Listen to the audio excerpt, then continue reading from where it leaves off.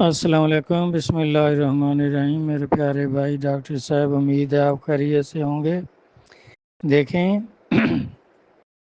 رسول اللہ صلی اللہ علیہ وآلہ وسلم نے فرمایا کہ وصیت جو تھی آپ کی آخری وقت میں کہ میں 2 چیزیں آپ میں چھوڑ کر جا رہا ہوں، ان کو مضبوطی سے پکڑے رکھو گے تو کبھی گمراہ نہیں ہوگے۔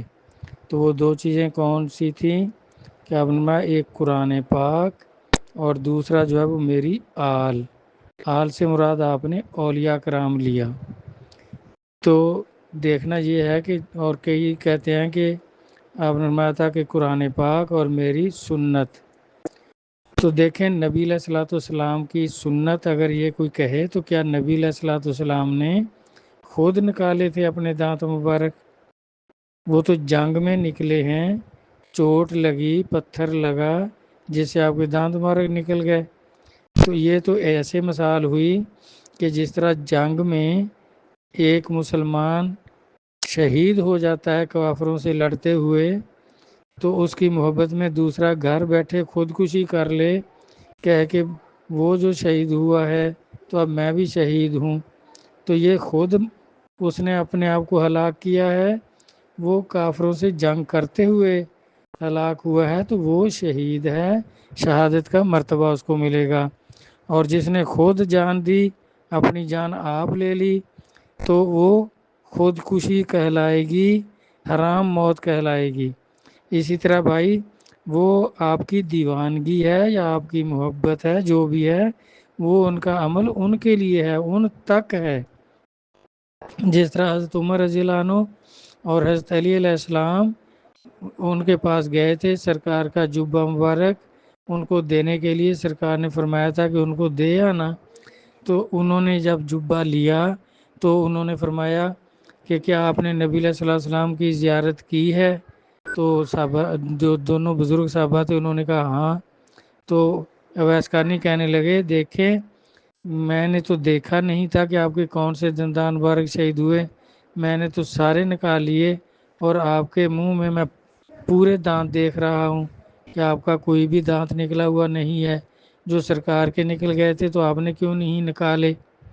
تو صحابہ نے عرض کیا کہ یہ سرکار نے خود نہیں نکالے تھے، وہ جنگ میں نکلے ہیں، اور اگر ہم بھی نکال لیتے تو یہ سنت موقدہ ہوتی پھر امت کے لیے کہ سب امت کو نکلوانے پڑتے۔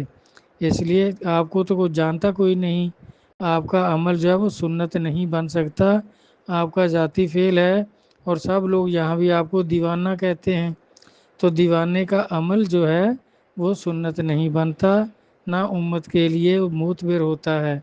تو ہم اگر نکال لیتے دونوں آدمی، جو کہ بعد میں سرکار کے دیکھیں نائب ہوئے ہیں، سرکار کے خلیفہ ہوئے ہیں، ایک دوسرے خلیفہ ہیں، اور دوسرے جو ہے چوتھے خلیفہ ہیں علی علیہ السلام، اور ان کے بارے میں عمر کی زبان اللہ کی زبان۔ تو علی علیہ السلام کو فرمایا، جس کا میں مولا ہوں علی مولا ہیں۔ تو آپ تو امت کے مولا تھے، اگر آپ بھی ایسا کرتے تو وہ امت کے لیے سنت موقدہ ہوتی۔ اس لیے بھائی یہ صحیح نہیں ہے، اور نہ ہی دیکھیں وہ بعد میں امت میں رائج ہے۔ اب نہ آپ نے نکالے ہیں، نہ ہم نے نکالے ہیں، کسی بھی اللہ کے ولی نے نہیں نکالے کہ خواجہ ویس نے نکالے تھے تو ان کی سنت ہے، بالکل نہیں، کیونکہ وہ بھی سرکار کی سنت نہیں ہے، سرکار نے نہیں نکالے تھے، وہ جنگ میں نکلے تھے۔ تو اس طرح یہ بالکل صحیح نہیں ہے۔ اور یہ جو کہیں کہ امام صاحب کی محبت میں ہم خون نکالتے ہیں، تو یہ ایسے ہی ہے جیسے ایک آدمی جنگ میں مسلمان شہید ہوتا ہے، دوسرا خودکشی کر لیتا ہے گھر میں، تو وہ دونوں برابر نہیں ہوتے۔ خودکشی کرنے والا حرام موت مرا ہے، اور جو جنگ میں شہید ہوا ہے اس کے اعلیٰ مراتب ہیں، جن کے بارے میں اللہ نے فرمایا کہ شہیدوں کو مردہ گمان تک نہ کرو، وہ زندہ ہیں، رزق دیے جاتے ہیں، اور ان کو کبھی مردہ گمان بھی نہ کرو۔ امید ہے آپ سمجھ آ گئی ہوگی۔